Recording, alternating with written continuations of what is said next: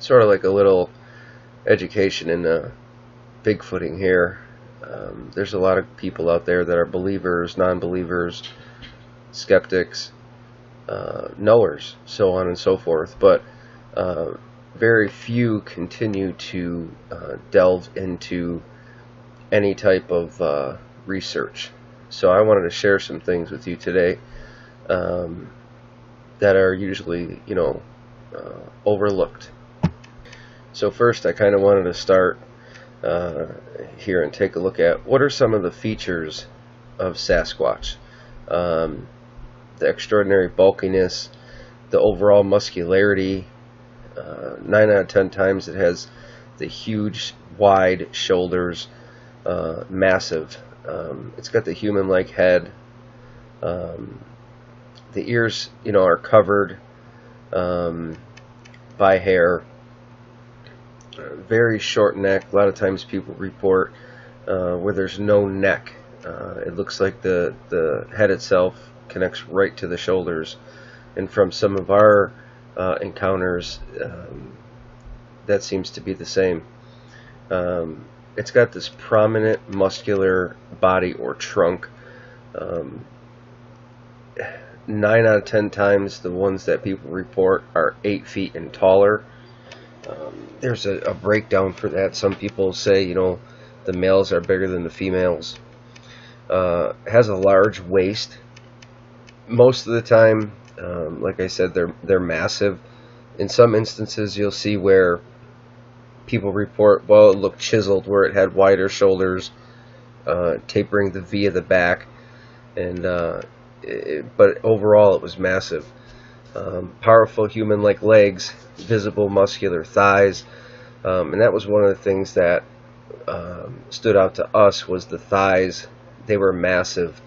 We had the one that actually crossed and stood in the trail in front of us. When it turned to walk away, you could see how large the thighs were.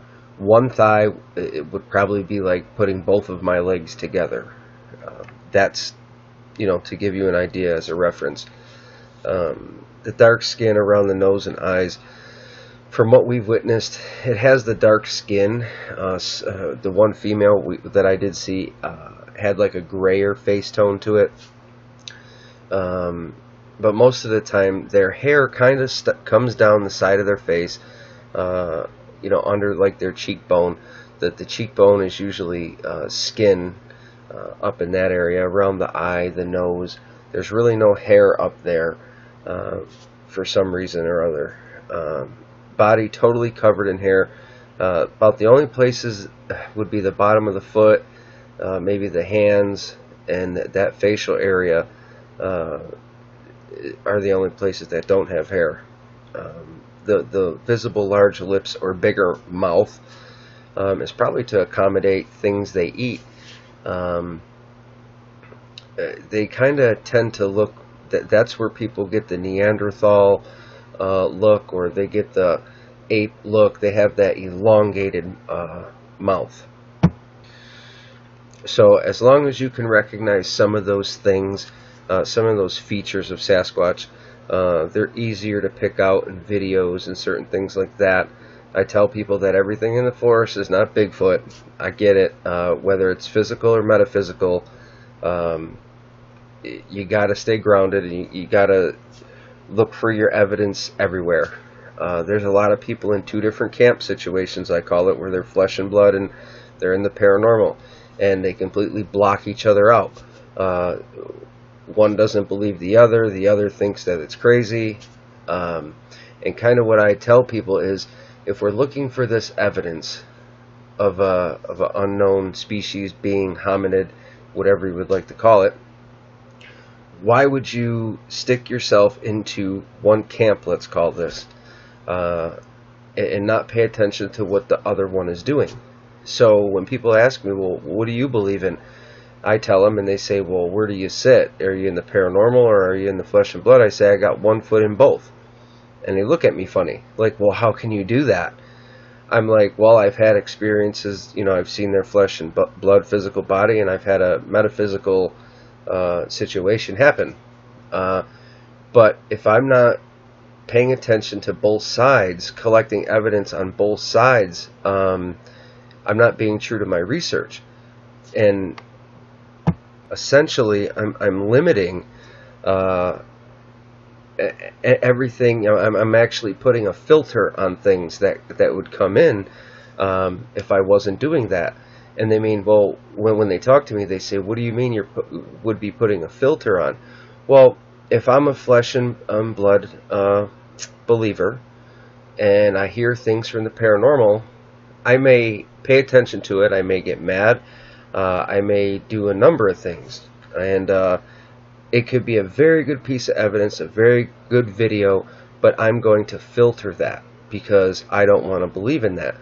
And so I have to remain more open-minded on both sides and talk to everybody, pay attention, collect the evidence that we need, whatever it may be. I can't just grab the evidence I want and stuff it in a box, if that makes sense. So with that making some type of sense, well, what I wanted to look at is actually teaching and showing some people some things here. Like the traces left behind by hands, fingers, palms, and knuckles, either on the ground or flat surfaces. So a lot of people say we don't have evidence and things like that don't stand up to scientific research, and you have to use a scientific method. And the way I look at it is, this isn't proven. This species or hominid is not proven, right? So we're essentially in the testing phases, just like any other scientist has done with anything in the last 200 years. They have to test it, have their hypothesis, test and test and test, and but a lot of people, when it doesn't fit, they scrub the whole thought and go in a different direction. They don't try to start over looking at the same thing and try to build off that again. So when you look at anecdotal evidence, such as the tree structures and what we do have, broken and twisted trees, usually the height taller than a human reach, 8 to 10 feet tall. You'll get tree markers, and that's the problem where hunters can have marked trails, or it could be Indian trails. But once you start looking into Bigfoot, you can discern the difference. Even though you can, that still doesn't provide proof, and that's why people get upset, because it's like they know, but they don't have the proof of it. So when you do share, that's where a lot of the problems come in. Things such as footprints. If you read here, it'll explain how the toes clearly impressed in the ground. Dr. Meldrum actually that's his main profession. So if you're new to Bigfooting, check him out, see what he has to say. Is it correct? We don't know. It's hit and miss. That's his work. That's his profession. He's a professional at what he does. But is it clear-cut proof? No. Has he found some interesting things? Yes. But what it is it's a missing piece to the puzzle. I try to tell people, look at this from a huge puzzle aspect. So you can read here the probable and the foot impressions, so on and so forth. And then we'll kind of move into the stick structures here and the signs. And a lot of people, almost everybody shares them in their videos. And it's a common thing, you have to play it by ear with each structure, because you don't know, between rot, snow load, wind. There's a multitude of things that can cause trees to end up the way they do. But once you start finding other trees that kind of have been transported from one area to another, like if you're in a section of saplings, standing saplings, and you're finding that some birch trees or something had been put into this structure, and it was brought there, that's when you start to really look at the structure and see, You have to look at the root bottom, so on and so forth. It was it cut by human? Was it broke off? Did it come, from the ground? Where's the root ball? Where's the base of that tree? Where did it fall from? So people just go through the woods, they see these structures, and they snap pictures, and that's what it is. They don't really take the time to do the research and pay attention. Kind of like your little checklist of can it be or what is it? And then when you find some in-depth structures, you'll have your weaving and entwining of branches. A lot of people say it's like decoration. Many of fellow researchers that have been doing it a while have their own theories on why they do this. And then you get into a lot of the debarking and bites and scratch marks on the trees. A lot of times I won't even look at that unless it's at least 10 foot up in the air, depending where you are. I mean, bears usually scratch like a scratching post, and it's kind of lower. A standard bear, 6 to 8 feet tall, and an 8-foot bear is pretty big unless you're in grizz country. In my area I have black bears, but not many. But if we do find like a scratching post, it's got to be at least 10 foot in the air before I even try to consider it. I try to weave through, the possibilities. And I tell people, with the nail marks, sometimes it indicates obvious finger grasping or the dexterity, the strength in the arm as well, and the peeling action, so on and so forth. You have to take a look at that. There's so many aspects that you have to look at. Because it's hard to differentiate between like a bear or a Sasquatch claw or their nail, because it's really not a claw that a Sasquatch has, it's their nails. And it'd be like you or me. If we lived in the woods and we didn't have groomers or people who cut our nails or pedicures or manicures or nail clippers, they're going to grow ungodly. And they're going to become strong because they use them as a tool per se, to break things or cut things or carve things, so on and so forth. So it's really hard to discern, between Sasquatch and animal.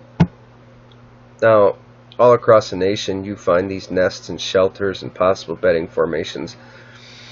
And what people want you to believe is that it's hunters.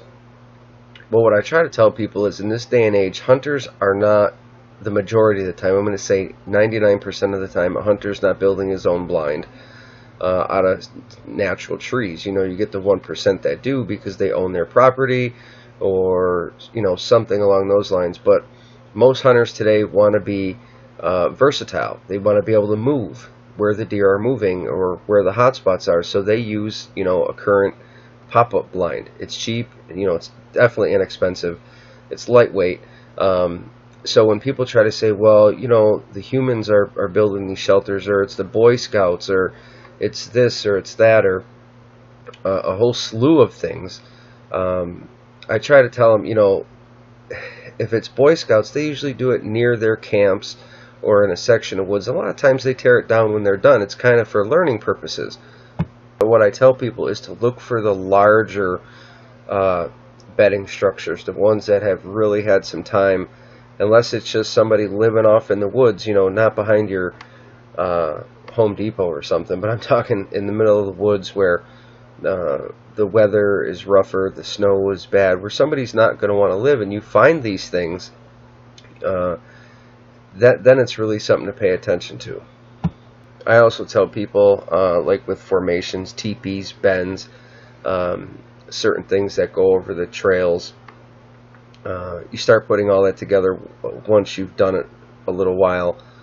But most will say, well, you can confuse that for human survival type, and it all depends what area you're in. And if you have a lot of survivalists and people doing certain things, it is possible. But once you look at large structures and wonder, well, how did those get moved? Because there's no equipment in here, it would need a lot of manpower to do those things. So sometimes the bigger ones are more intriguing. or the tree structures that are continually added to. And I don't stress this enough. Most people, what do you see? They go in the woods, oh, there's a tree structure, let's look at it. They look at it, they photo it, they leave. They never revisit those photos, or they tend not to revisit that area as frequent as they should. So what we started doing is frequently going back to certain known structures and in our area, and the ones that were being added to more and more over like a 3 to 6 month period, those are the areas we would concentrate on. They were coming there for a reason. They were making them bigger for a reason. So what we would figure out is, okay, so say there's 3 structures that are mainly being added to. Well, where are they coming from? Where could they be coming from? How are they accessing these structures? So we could set up in between those certain points. And that's why we've been able to capture them on video, because we were paying attention to the structures that were being added to. Most people also hear the clapping and banging. Most people that research think it's some type of communication, either between themselves or warnings from when intruders like us come into the woods. Remember, that's their home. You got to treat them with respect. And that's why a lot of people, hear these screams, knocks, or yells the minute they step foot into the woods. While they're hunting, they might have not paid attention to that. But once they became a researcher, a lot of times it's like they're warning. They're warning other ones that, hey, there's a person coming. We've had many experiences, especially one with the rock clacking. We were getting responses back and forth with the subject. And to clack rocks together, you need dexterity, you got to use your hands. So we caught that on video, and it was very intriguing. Now, the feeling of uneasiness, it's experienced by hunters, hikers, bird watchers, that general gut feeling that somebody's watching you, or somebody's gonna, when you're playing hide and seek and somebody jumps out to scare you, that's that uneasy feeling. And what I tell people is that gut feeling is 99.99999% of the time accurate. What it means is that they're usually close by, or what happens is your body has energy. It's made up of energy, and when they come close enough to you, you're feeling their energy. So your body is reacting to that stimuli. It's telling you, hey, something's going on here. But a lot of people get really scared. You don't know how many researchers I talk to, and they're like, I got in there, was ready to have a good day, got there, got to the location, and immediately had to turn around and go home because I had that feeling. So what I tell them to do is a few things. First, if your area is, higher elevation, get acclimated to the elevation first. Hang around your vehicle for 20 minutes, take a seat, drink some water, let your body kind of get used to it for 20 minutes, then start your hike. If it happens, once you get in the woods, try to talk to them. At first, it's hard to talk out loud in the woods to nobody. That it feels awkward. But you'll get used to it, and you might get responses because they definitely understand what you're saying. And if you talk to them and tell them, you're making me feel uneasy, and the biggest thing I noticed is if you get there and you have that feeling, you tell them, okay, I know you're here. And once you do that, the feeling tends to go away. And what I believe, it's kind of like, let's go back to if you're playing hide and seek.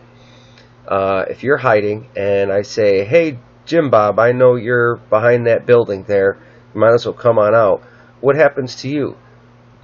Oh man, he knows I'm here, so you're let down because you're busted, right? Let's just put it that way. So at that point in time, your hiding skills that you're all hyped up into kind of lessen. They drop down, and you're just like, you either give up or you're not as hyped up. That's the best word I could say. You're not as hyped up to hide. So you tell them, hey, I know you're here, and you talk to them, and you try to work through that uneasy feeling. A lot of times what we do is we get there and we'll try to sit down if that happens. If it's the core locations that we're in, because that's what we try to do. We walk on in, you get our videos, we get to the core locations and we sit down. Kind of let them come to us. Let them, if they're near us 100 or 200 yards away, let them observe us, see what we're doing. Let them feel comfortable with us. And then what happens is a lot of those feelings tend to dissipate. It's because they're accepting you and they're saying you're not a threat, you don't have a gun, so on and so forth. Now, a lot of people habituate, and a lot of the food remains, they'll say, I set up cameras, I had apples, and so on and so forth, and they were taken, and there was no photos.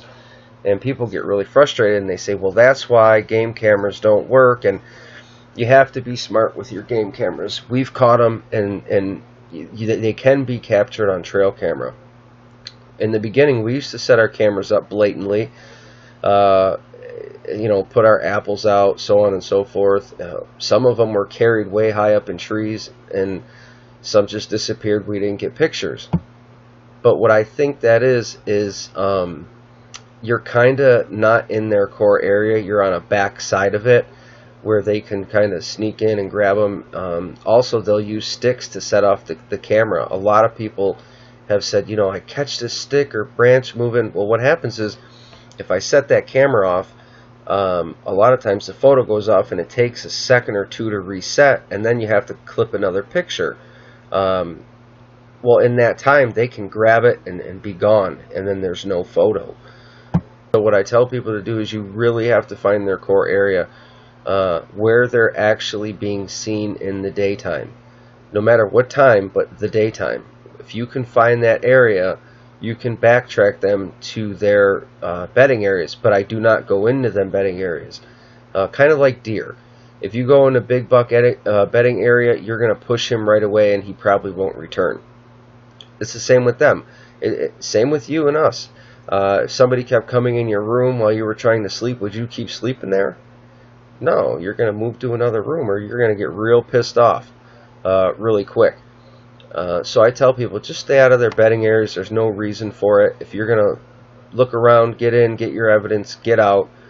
But what I try to do, like I said, is if you can know where they're bedding and you know that these structures are being added to, and you can set up between these structures on certain days, your chances of seeing one go drastically up. And that's why people say, how have you been able to get this evidence like so fast? It's just implying proper technique, and I think if you start doing that too and learning the way they move, you'll also get it. And as far as the food, if you are going to continue to habituate with them, it's got to be in a safe location. And 9 out of 10 areas that we've tried it, flatland doesn't work. They like to do it near ridge tops. And I think that's so they have easy access where they can escape quicker. Now onto like objects being thrown. You hear people camping, fishing, hiking where there's wood and rocks and pebbles and acorns and oh my God, they've thrown all kinds of stuff. We don't know if it's to get our attention or if it's a game to them or if they're bored per se or if they're trying to interact. But a lot of times that'll scare people. I mean, if you're in the woods and you get something thrown at you and you can't see anything, you're going to leave. So that could be a way of, hey, kind of back off and get out of our area. The unusual placement of things, rocks and so on and so forth, that's part of habituation too, I believe. A lot of people have found, if I put a rock up, sometimes they'll add to it. It could be, they're part of communication. They may have learned things from the Indians way back when, or seen them do certain things with stones and so on and so forth. So no one really knows the true answer to that, but there's a lot of theories. Onto the odors. Now, a lot of people talk about the odors. Well, I've only experienced it probably once, and I've had 4 sightings, visual. So it's not all the time. I tell people, I believe it's only when you're downwind or really close to them. I've had a juvenile 15 feet away from me. That was my first encounter. Didn't know what it was, but I didn't smell anything. My dog was about 75 to 100 yards behind me, but the wind was blowing in the wrong direction. So it all depends. And what that smell, I believe, is, it's kind of like a deer. If you've ever shot a deer that was a swamp buck, you can smell them. It's dank, it's musty. I mean, it's not like they get up and shower, but they might groom themselves, because other apes groom themselves, and you know, they take care of themselves pretty good, but you're still going to have that outdoor smell. If you or I were out there, you know, for a month and didn't shower, imagine what we would smell like. And I've tried to tell people, you know, if there's wild food out there, the methane gas, but it's highly improbable that, you know, you're going to find these things. You'll get them short-term smells. So every smell is not a Sasquatch, but if you do smell something like that, be on guard. Start looking up in the trees, looking as close as you can, zooming your cameras in. A lot of times it's all about getting to an area that you believe they're in, and sitting and waiting on them. Now the sudden quietness, we've all experienced this. You'll be in the woods, the birds are chirping, you know, you may have seen a deer or some type of wildlife, and then all of a sudden it's null and void. Now, does that mean a Sasquatch is coming into the area? It could. A lot of times the other wildlife know what's what, and they just pipe right up. But on the other hand, like if a deer comes through, a lot of times the blue jays go crazy. They're like the alarm of the woods, for anybody that knows that sound. And they kind of, you know, they let people or whoever the forest know, hey, you know, there's something coming. It's kind of like the alarm. But for some reason, this quietness comes over, and it's a very eerie feeling. So I tell you to pay attention to those things. Shadows and movements, I mean, we see this all the time. And I try to tell people, you know, if the human body, like I said before, it's energy. There's like, I believe it's like 528 kilohertz the body vibrates at. You know, you have your own frequency. If they have a higher frequency and they vibrate at a different resonance, we can't see them. But there's got to be a way to manipulate it or slow it down, because it's like that's when we see them. We catch them off guard, and we're able to see them, or the cameras see them, or so on and so forth. Maybe they are from a dimensional standpoint. I'm not sure, but I have to look at both. How can they be physical and metaphysical? It's odd. So a lot of times you'll just see the shadows, which are too fast for, you know, you to catch, or your eye movement, but a lot of times it could just be your mind playing tricks on you. So you have to stay grounded. You have to look at it from a huge perspective, because a lot of people get in there and they start to scare themselves because they see these shadows. Could it be them? It could be a number of things. So just try to capture everything on camera. The unusual debris piles kind of would appear overnight and quick. Like I try to tell people in our videos, we would find these stacks of branches, stacks and stacks, and I'm not really sure why, because it didn't look like it was bedding. It didn't look like anything, but something had brought it in there. And you know, there might be 100 of them stacked on top of each other, just laid there. Then they're all broken. They're not cut by human. So that's one thing we're trying to figure out, why they're doing that, because it seems to have no relevance to anything else that they're doing. There's been reports of shaking vehicles, all kinds of stuff. Vehicles approached. Even hair weaving on farm animals, on cattle and horses, have been reported. So, you know, is it them bonding with other animals? You know, they say, you know, the forest works together, which is possible. So you never know. You can't throw anything out until you can disprove it all. Kind of onto samples now. The DNA I don't know if it's going to prove it or not, even if you did have DNA. Everybody knows Dr. Meldrum. Dr. Meldrum states that it is unclear whether DNA alone could settle the Sasquatch controversy under any circumstances. As a working scientist, Meldrum offered these words of caution. So this is what he said right here. The conventions of zoological taxonomy require a type specimen. So what he's saying, that DNA probably won't prove it, that we need a specimen, traditionally in the form of a body or a sufficiently diagnostic physical body part, hand, foot, something relative, to decisively establish the existence of a new species. Whether DNA alone will ultimately satisfy that standard remains to be seen, but he is doubtful. I am not aware of a precedent for determining a new species on the basis of DNA evidence in the absence of a physical specimen.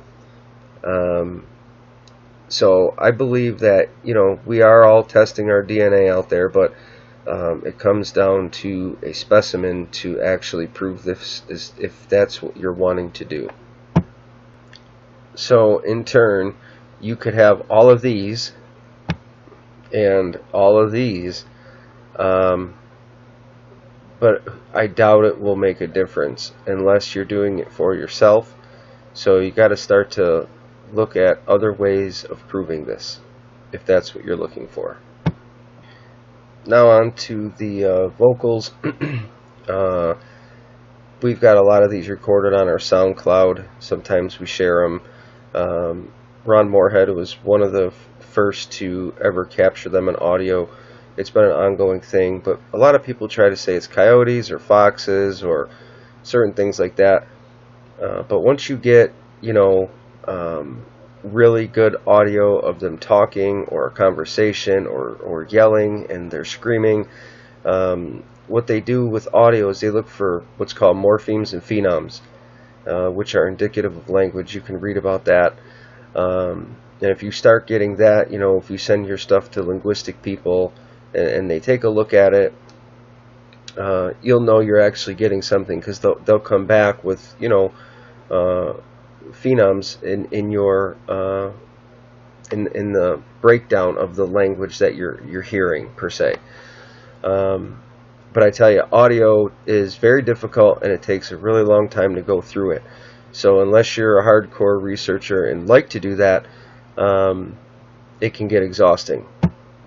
You'll hear everything from whoops and shouts to like different types of language.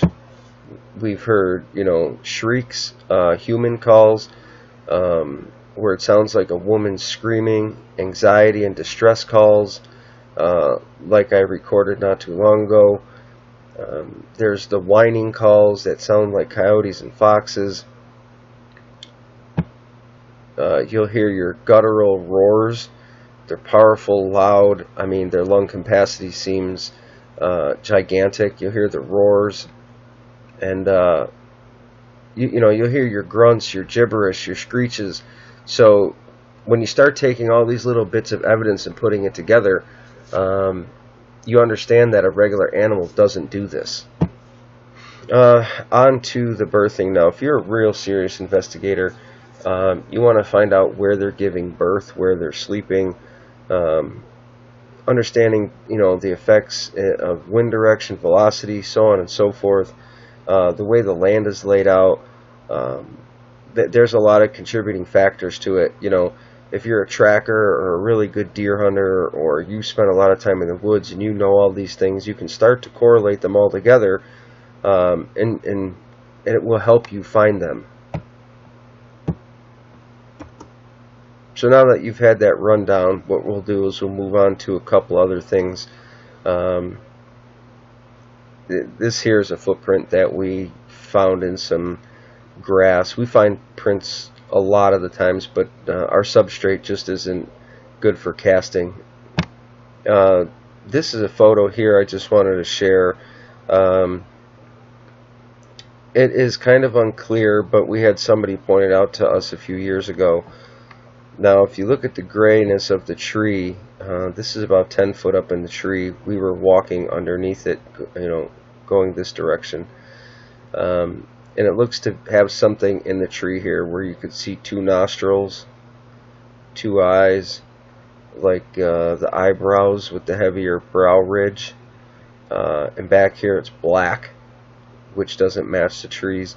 So could that be a possible watching us? Yeah, so I tell a lot of people, make sure you're looking up in the trees.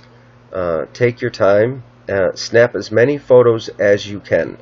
The first thing you should be doing once you're entering the woods is snapping photos, because that's when you're going to catch them getting up to leave or move into a strategic location, because you're coming in to invade their space. So they're going to get up and move. And if you're clicking 200-300 photos on your outing, you may catch something. Here's a Bigfoot photo that's been gone over I don't know how many times. Is the Memorial Day footage by Pate. They actually had a huge attempt to recreate this with a track star, somebody that ran really fast with a GPS unit on his back to map out everything. And they ended up finding out he was not able to keep up with anything of the original video. You can see the stride length here. I forget what it was, but that's one key feature, is their stride length. When you're looking at footprints, the footfalls usually fall in a line, unlike humans. Humans have a different gait. Our feet are side to side per se, and theirs fall one right on top of another in a straight line. So when you find a trackway, make sure it's in a straight line, before you really start examining it. And this photo is, I believe it's like the Yuktuk tribe. It's an Indian painting that is supposedly supposed to be Sasquatch. Now, this is before cameras and news and everything else, so this is how they communicated. So for them to actually take the time to do something like this, it had to have been of relevance or importance to tell others. So that's why I try to tell the non-believer, look, they were doing this for a reason. A lot of people grasp onto this and say, well, it's because of this and money and that. And if you really start looking in the history, you'll see a lot of things. And this is an intriguing painting.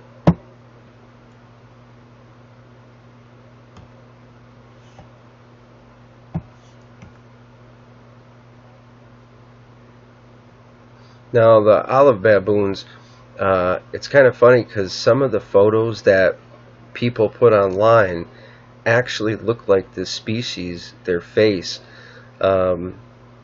It's funny to me because I know they're not around here, so it's just intriguing. So I wanted to share some of this. I've actually seen Sasquatch go down on all fours, and so have many other people. It's like they run faster, they stay low to the ground, they hide themselves. It's an easier way of escaping. So I don't want you to think that they don't knuckle walk, because they do.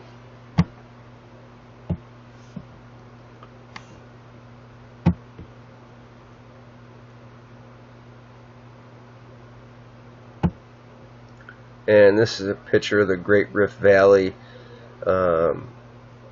Near here they found a lot of skeletons from millions of years ago, hundreds of thousands of years ago. I suggest you look into some of that if you're really serious about doing some research. Now, just wanted to touch really quick on your Darwinism. For people that don't know what it is, it's like the theory of evolution of species. It's like a natural selection. But here's some writings that I found in a book. The Rethinking of Darwin Evolution and the Theory of Punctuated Equilibria. Their refinement of Darwin's tenets was misconstrued in the headlines saying Darwin was wrong. Yet they didn't refute Darwin's theory of natural selection, but they changed the tempo or the mode in which it occurs. Gould and Eldredge emphasized status. Long periods of little or no change. The equilibria of their title denotes rapid events. In history, there was a few rapid events that took place, and they were not able to really figure out how it happened. That's why I tell you to start looking into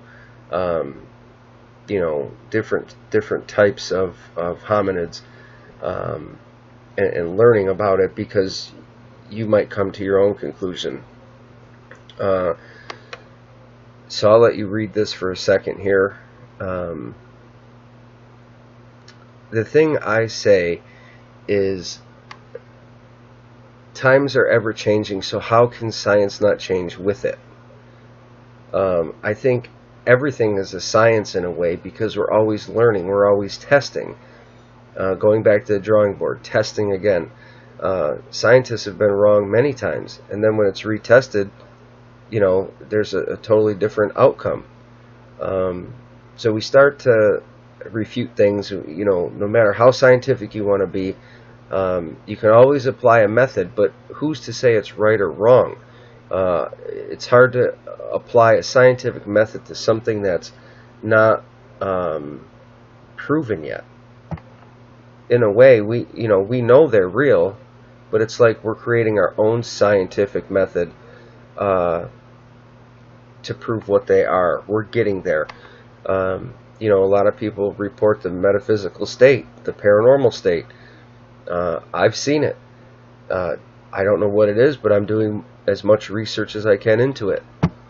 Since we're on the metaphysical state, the method they favor is known as DNA hybridization, and it features a peculiar dance of the famous double helix. In short, the DNA different species are encouraged to bond together to create a hybrid DNA molecule. It's crazy, because a lot of people think that Bigfoot is a hybridization. So could it have been created? Does it have that double helix? We don't know yet. We don't know, if it's flesh and blood or if it's metaphysical. I mean, I've seen both states. How can it do that? Currently, I'm working on frequencies and learning frequencies and stuff like that, because I believe that there's more to do with frequencies in the Bigfoot world. If you are going to look into bones and hominids, and I don't know if you have this chart, but I'm sure you've seen it. It's a breakdown of, millions of years here. Millions of years before the present, all the way up to 500 million years. And they break down your eras that you can look into, and there's different hominids and there's so much to learn if you're really going to research Bigfoot. If you're just going out to have a good time, have fun. If you're not too keen on what the hominid vault is, you can go ahead and take a look at that, where they found the black skull, and they compare multiple skulls.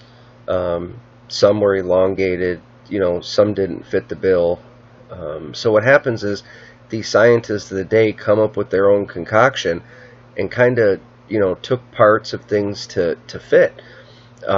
Certain skulls weren't even found intact, and they were taking pieces of other skulls and putting them together to make one. And I don't know if that's proper, but it fit the bill for them. So that's why I said science is changing, and it needs to change as the time changes. Time to me is, irrelevant. I think it's just something that man created. You always hear the land before time. It's just a number that we put on things. Back to the it's the Yukuts. Yeah, it's an Indian tribe. This is some more of their rock art.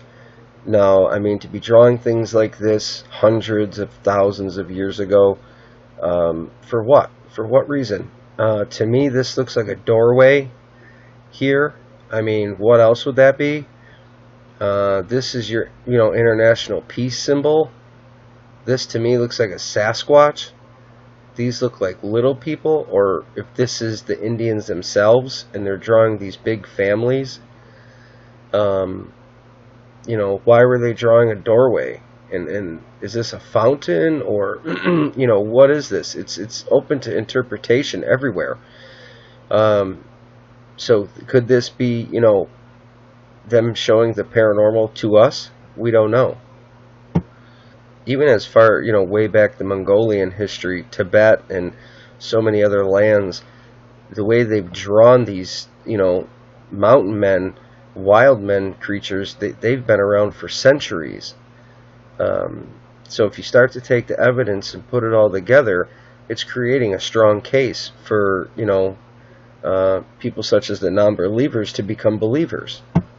I'll just briefly touch on this also in Turkana. If you get a chance to look that up, some researchers from Utah State University found a lot of bones in the Lake Victoria area. So check it out. You know, do your own research on the hominids they found and what their interpretations were. Basically, what we all do is cryptozoology, and people say, is it a real or a pseudoscience? Pseudo meaning fake.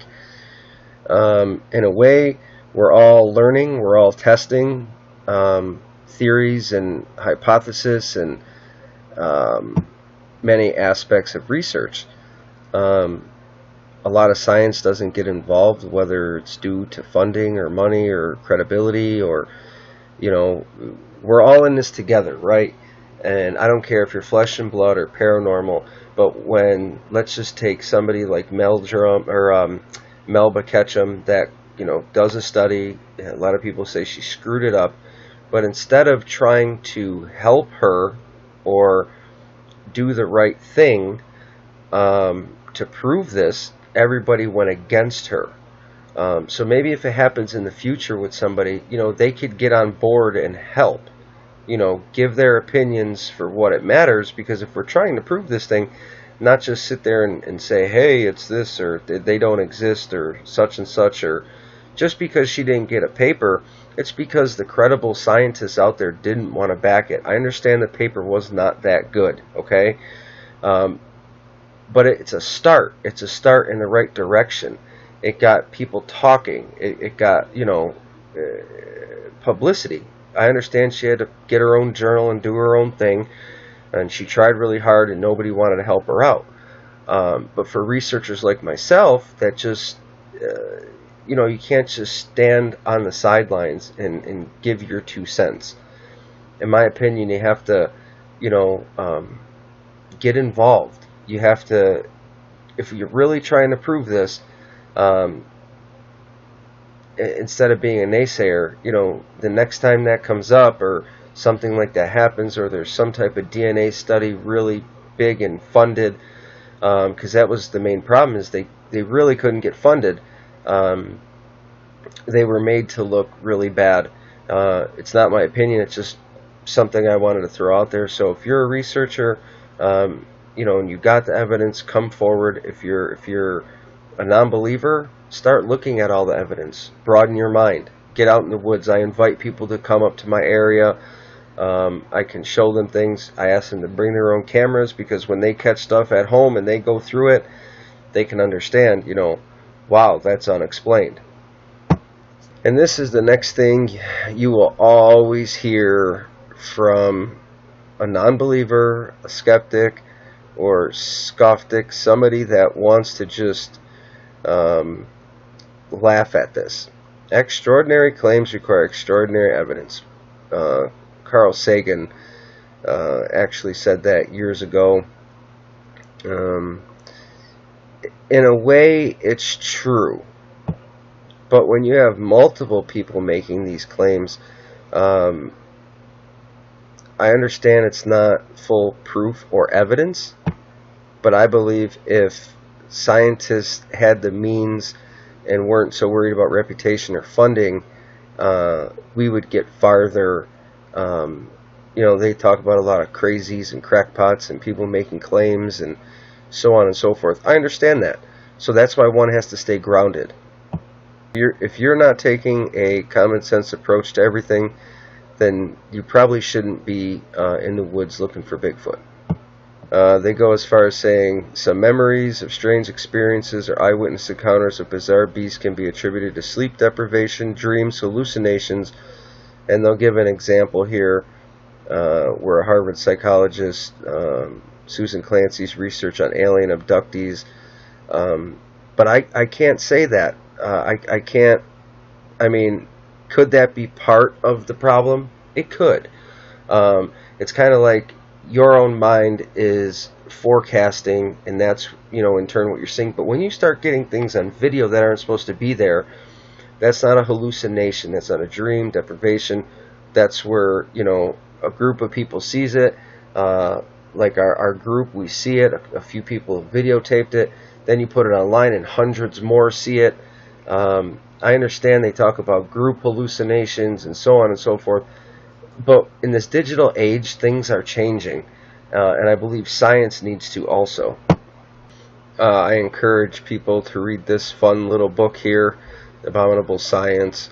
It's just something fun. If you're just getting into Bigfoot, it's a good read.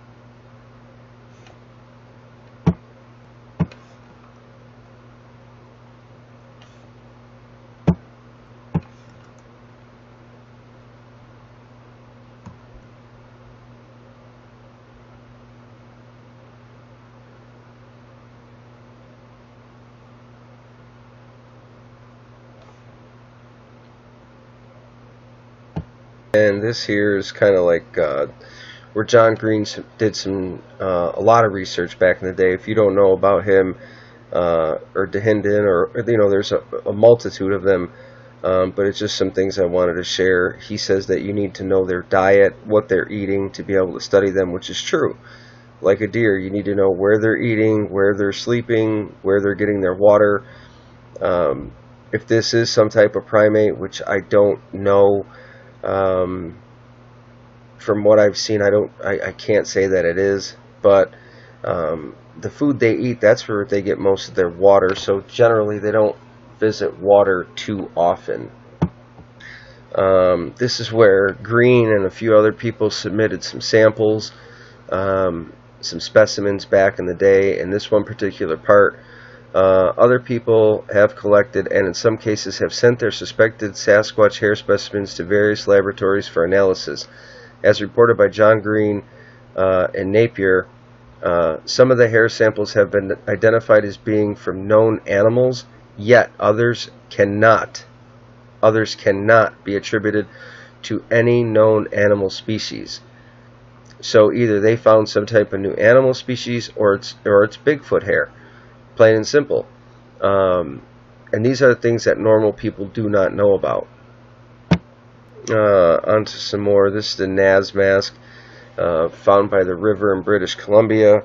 It was supposed to be a mask of a mythical creature, which is oddly looking like Bigfoot. And it's amazing that even back in the day they were doing things and depictions of Bigfoot.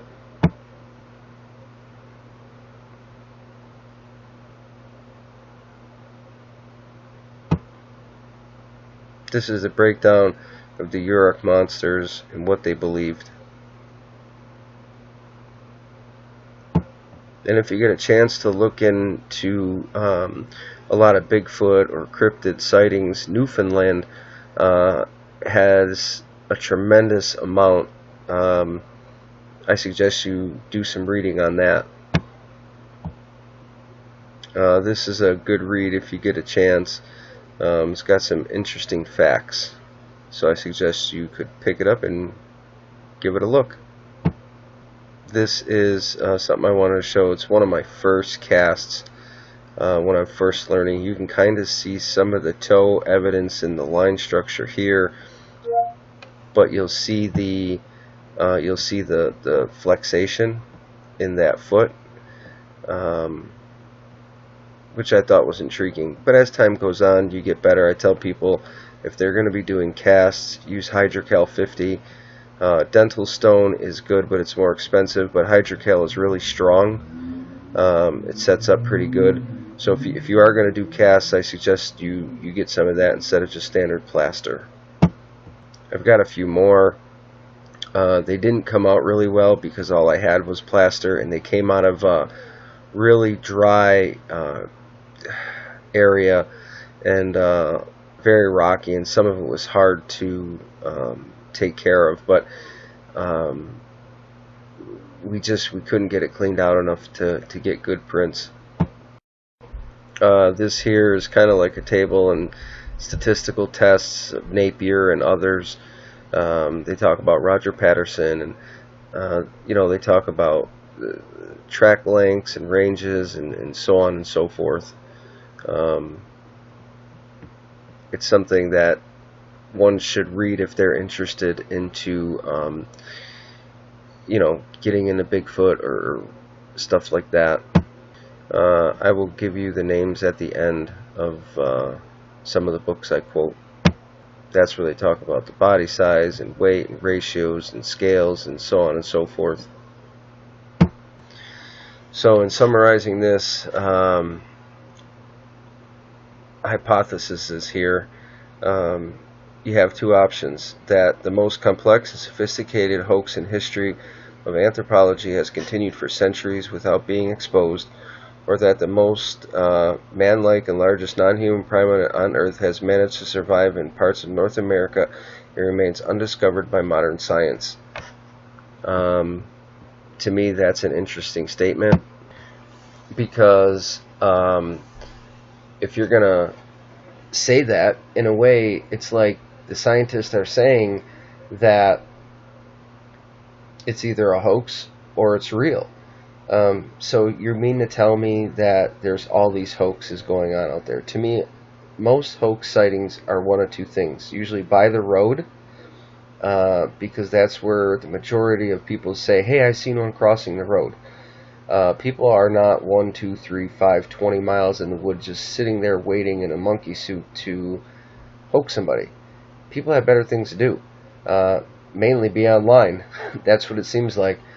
But I do believe that there are sightings by the road, and I believe it's male sightings, because 9 out of 10 times, what do you hear? I seen this upright creature, 9, 10 foot tall. It was massive, jumping a guardrail. You never hear it was a small juvenile or it was a female. No, it's 9 out of 10 times it's the male. So what we believe is that the males are the ones traveling for mating purposes, and that the females and the juveniles stay in the core home ranges, and that's where the males come. They in essence migrate location to location, and that's why you start to get different facial features, different body styles, because if one from Florida is mating with one from California or Utah or New York, they have different traits, and things start to happen, and that's why you get these variations. Or this is not just interbreeding, this is why you might get toe deformation, because maybe they're not compatible or something like that. But it's always the males you see crossing the road, it's not the females. Why is that? So we believe that we're going to try to test that if we can keep getting more evidence that the males are the ones doing the moving. So start to pay attention to that. And I believe the females and juveniles are the ones staying back in the core locations. Here's a little bit of the rest of the reading here. How they're omnivorous, how they're not that active in cold weather. Our area in western New York tends to decline in the winter, and we had followed their trackway out toward Pennsylvania and off toward Ohio.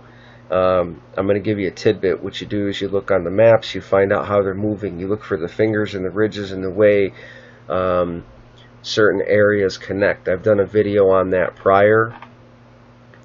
You can go back into the history and pay attention to that, the way I show how they move. And then when we started talking to people in Pennsylvania and Ohio, our area kind of, the Pennsylvania and Ohio get more activity toward the winter time, the river valleys and so on and so forth. And when we started connecting and talking to those people, they said, yeah, this is our high activity time. So it made sense that they were moving from our area in Western New York to that direction, even the Allegheny region. And then what happens, it seems like around May, June, July, they're up here. And you know, as long as you can find their core areas and they don't move off a lot, you'll be able to get some good evidence as long as you pay attention to what we've laid out for you. The biggest thing is, do not scare them out of the area. People say they want to harm you. It is possible that they could. You hear about this, you know, there might be rogue ones and so on and so forth, but you see from our videos, there was plenty of chances for them to do harm to us. And you see me by myself where I walk toward one that I did not know was there, and he turns around and he leaves in one of our prior videos. So I don't believe they want to do harm unless you do harm to them, possibly. They just want to remain hidden and elusive. But as far as the metaphysical, physical state, I'm going to start doing more research on that, and if I can come up with more conclusions, I'll definitely share it. But like I said, most of the time it doesn't seem like, you know, they're dangerous. Lastly, I'll get into like the word Sasquatch and its angelic name and the way they break it down here. Feel free to, you know, read that. I tell people to, you know, if you're going to start researching, be safe, be smart. You know, we do our thing, Western New York Bigfoot Association. And a lot of hunters say, you know, I don't believe it because I've been out there forever. Well, we understand. I'm a hunter too, 24 years. I was always looking for deer, not paying attention to the tree structures and what could have been there. But I did have those uneasy feelings while I was hunting. As of 2013, I know why. This species or this hominid is real. Feel free to contact me, you know, if you want to come out and do some research in our area, if you want to check things out. Maybe you'll have your own experience. But for now, guys, like, sub, share. Please support our channel if you like our hard work. It all